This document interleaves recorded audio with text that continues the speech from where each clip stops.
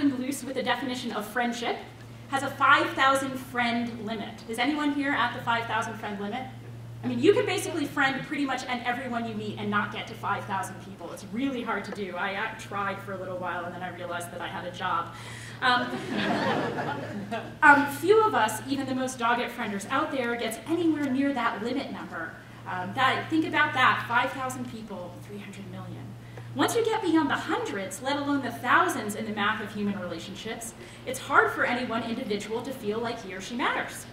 But that's not just, as I've been suggesting, a matter of mattering quantitatively. Once you get to a society that numbers more than in the thousands, it's hard for anyone to feel like he or she matters in a more essential sense. In a big state, it's hard to know other people. And it's hard to feel known. In a big state, as political theorists from Burke to Marx to Rousseau to Nietzsche to Mill, and these are guys who, as some of you know, don't have lots to agree about, they agree about the fact that in a big state, it's easy to feel alienated. It's easy to feel like not just your vote, but also your opinions, your thoughts, your deeds, and even your dreams don't matter. In other words, that you don't matter. And if you don't think that you matter, it's hard to have the gumption and patience and energy to go out there and devote yourself to public life in more than a really minimal way. And voting is pretty much the minimal way. It's for that reason that until really recently, political thinkers, again, who rarely agree, all agreed on one thing, that democracy is not suited to big regimes like our own. That's because democracy, if it's going to work really well, depends on each of us believing that we do matter to other people. Depends on each of us believing that we can know and trust other people. Depends on us believing that other people know and trust us. Democracy requires us, as Ralph Ellison teaches so masterfully in Invisible Man, democracy requires us to feel recognized, not just for our superficial qualities, like our skin color or our clothes, but for our humanity in all its infinite depth. If we don't have that sense, we're unlikely to have a sense of democratic energy or enthusiasm. So from the ancient Greeks on, almost all political theorists have agreed only the small state is suited to democracy. Only in a small state or a community is it possible for each of us to have our say. Only in a small state or community is it possible for each of us to be recognized as more than a number or an avatar or a screen name. That's something, by the way, that liberal arts college students are privileged to know firsthand. You come here, probably most of you at least in part, because you understand, to quote the Linfield College website, because we are small, everyone, students and faculty alike, gets to know each other. I mean, think about this. As an educational institution, that's the first line, by the way, of the Linfield College, what we are about. Come to Linfield, other people will know who you are. That's not just administrative drivel or PR campaign or what have you, it's a basic human truth. Because we're small, people will know you here, and we know that having people know you matters. You can't have a community in which most people mostly know each other once you get past a certain size, and once you get beyond that size and people mostly don't know each other, the fabric of social trust upon which democracy depends starts to tear and fray. Given recent political conversations, somebody mentioned inequality in a talk I gave earlier, so I want to offer a kind of neat side point here to what I've been saying. In a small state or community, inequalities of wealth tend not to impede or weaken democracy. When Alexis de Tocqueville, who you should all know and love, he's my imaginary boyfriend, only time has made our relationship impossible. Alexis de Tocqueville, who wrote the best book about America, the best book about democracy, the best book about American democracy ever written. Alexis de Tocqueville visited America in 1831. And he went to visit New England towns, which were at that time quite small. And one of the things he explicitly marvels about there is that the fact that even so, though some of the people in the town would be really rich, and some of the people in the town would be really poor, that didn't get in the way of them having vibrant local democracies. That's because, Tocqueville said, when rich people and poor people live near each other and interact every day, they recognize that their fates are linked. In a small and stable community, it's evident to both rich and poor that everyone depends on the same firemen, everyone's kids get taught by the same teachers, everyone travels the same roads, everyone drinks the same water, and so everyone has a sense of common duty and destiny. In a small and stable community, richer and poorer people are compelled to interact with one another in daily life. Therefore, they're able to see each other not just in terms of their wealth or their poverty, in terms of the dollar signs or the lack thereof, but as neighbors and friends. So in a small and stable society, Tocqueville taught, inequalities in wealth don't necessarily undermine the prospects for democratic flourishing. But by contrast, in a large and mobile society like our own, rich and poor people, I don't really need to tell you this, it's so evident in the American country at large, rich people and poor people in a large and mobile society are likely to live in separate places, in separate enclaves, with separate fire stations, and separate schools, and separate roads, and separate water supplies. And as such, people don't feel like we're all in this together, because in the important, most daily ways, we're not. In a large and mobile society, rich people are not likely to feel any personal obligation to improve the conditions of public institutions in impoverished areas. If they're even aware of what impoverished areas look like or what impoverishment means, think of Governor Romney saying last week or so, I hope you all caught this. He said it with all earnestness, that you should want to succeed, and if you want to succeed, all you have to do is go to the bank of mom and dad and get them to pay for college. Done! Governor Romney has solved the crisis in American education. This is the language of someone who spent his life in what one author recently called Richistan, who has never been compelled to interact with non-wealthy people on a daily basis as neighbors or friends. The core of the argument here is this. Democracies can stand inequalities of wealth, but they cannot stand unequal dignity. But in a large and mobile society, inequalities in wealth become the basis for unequal lives of apparently unequal dignity. The movie Jerry Maguire is now a little outdated, but there's this wonderful moment in it where the main character, the Renee Zellweger character, is looking up into first class, and she says to her child, honey, first class used to mean a better seat. Now it means a better life. It's not just an inequality of wealth, it's an inequality somehow that gets to our sense of dignity. To the extent that income inequality threatens the health of our republic in the present day, and I agree with most political scientists that it does, it has to do with our size. It's because it seems increasingly to us that the 1% and the 99% lead separate lives on separate terms in separate places. As such, we all have trouble, all of us, getting beyond divisions of wealth. We get formulations like, we are the 99%, or even a little bit more uncomfortably, the proud display in the Chicago Board of Trade, we are the 1%. But neither of those, of course, are truly democratic sentiments. Democracy, after all, requires us to be able to say something that nobody in America is saying today. We are the 100%. By the way, if you wanted to win a presidential campaign in America in 2012, we are the 100% would be a really good slogan. So I'll sell that to you for free.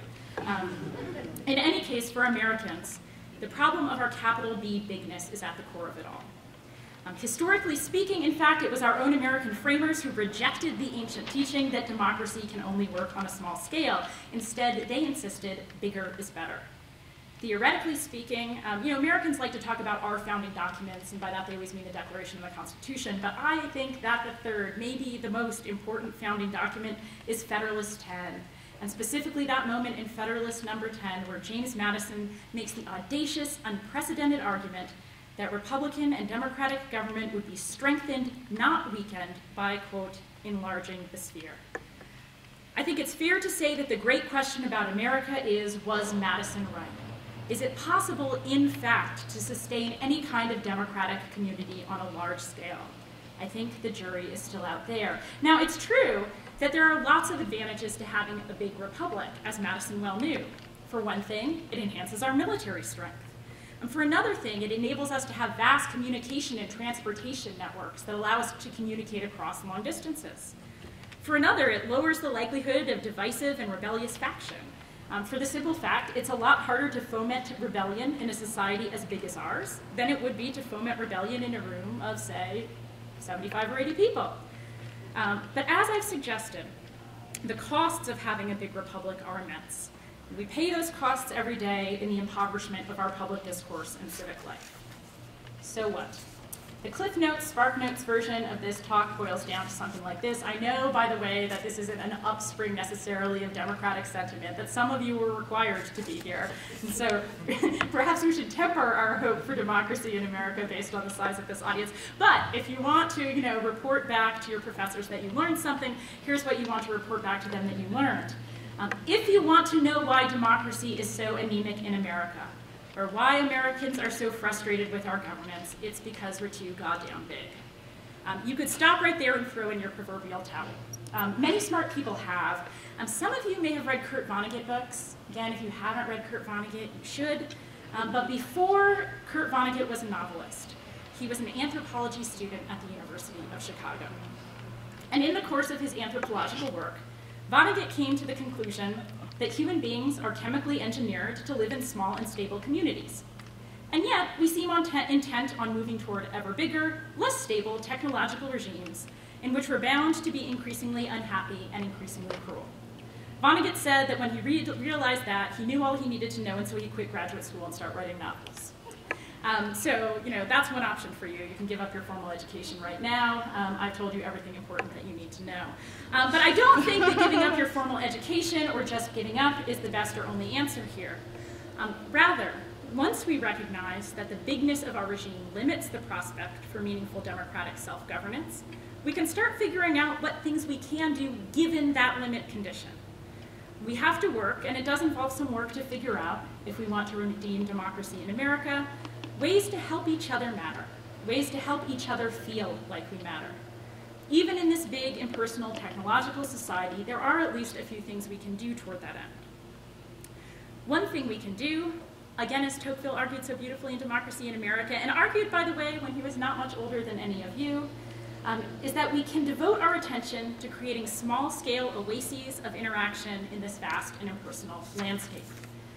Most obviously, we can work to cultivate stronger local ties and local communities. That means, at minimum, paying attention to municipal issues and elections, maybe making municipal elections the elections you vote in. That means trying to root yourself in a small community and devote yourself to it. If you want to work in politics, as I hope some of you do, don't take off for Washington right after graduation. Consider working in politics at the state and local levels, where I guarantee, among other things, I did this myself, you'll get more power and more influence more quickly. And more importantly, you'll be helping to create spaces on a local level where your fellow citizens can listen and be heard. In short, when you're in doubt, be just a little more like Leslie Knope in Parks and Recreation. Leslie Knope gives me hope for the future of democracy in America. Leslie Knope knows she matters. Again, this is a show, critical political text in our age. Leslie Knope knows that she matters in Pawnee. And she helps other people in Pawnee realize that they matter. As she says on one episode, I've created a mob of little Leslie Knope monsters. I am so proud. But even if you don't want to go into politics, you can still take a Knope-ish approach to things. To not be afraid to love small communities, to not be afraid to love the place that you're from or the place that you end up, to not feel like it makes you more urbane or sophisticated to be detached from place. In fact, a kind of attachment to place and attachment to locality is something of the most critical importance. But let me bring this maybe closer to home. I want to end by talking about one kind of institution that almost more than any other helps to counteract the anti-democratic tendencies of our big and mobile and impersonal regime by making people feel like they matter. And that's, as I alluded to before, the small residential liberal arts college like Linfield. These days, we're so caught up in the idea that college should be professional training that we don't talk about college's civic function, and we don't usually talk about the civic function of liberal arts colleges, but there is no question that one of the things that schools like Linfield do, and do amazingly well, perhaps better than any other institution out there, is to train people to be good and active and engaged democratic citizens. That's because one of the things that students at a liberal arts college learn is the experience of mattering. Now, you learn this in your classes, as the Linfield website emphasizes, but you and I can be honest. You probably learn it even more powerfully outside the classroom at a school like this. At a small liberal arts college, you learn that your actions matter, that you have the capacity to affect other people in your daily lives, even when you're not intending. Now, by the way, that is not always a positive feeling. At a place like this, you learn that you can't be hooking up with two different people on alternating nights without people noticing, and that without it mattering to them. If you wanted to do that, you should have gone to a bigger school. At a place like this, you learn that your actions matter to others. At Pomona, we like to say, by the time you graduate, You can look around a room and know that every person in that room knows something about you that you do not know that they know. Now, of course, you can probably know something about everyone else in the room that they don't know that you know, so there's a kind of equality there. There are really difficult aspects to this, as I don't need to tell you. But that kind of mutual recognition is what living in a true community is all about. And it's part and parcel of having the experience of mattering.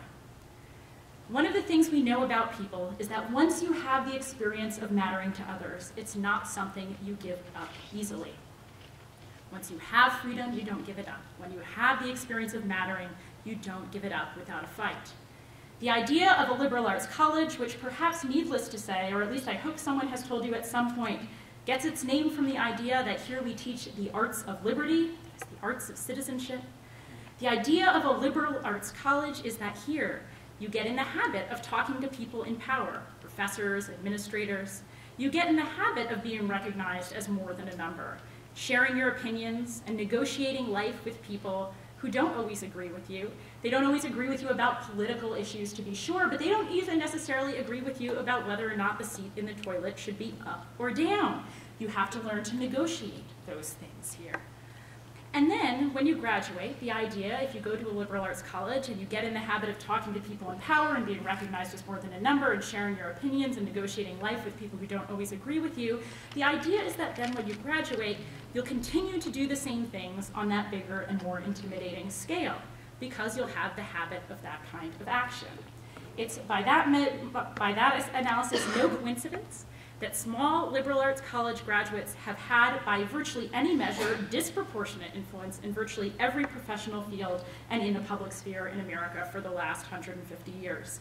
A good fact to share with your parents, if your parents are still grumbling about the liberal arts college thing,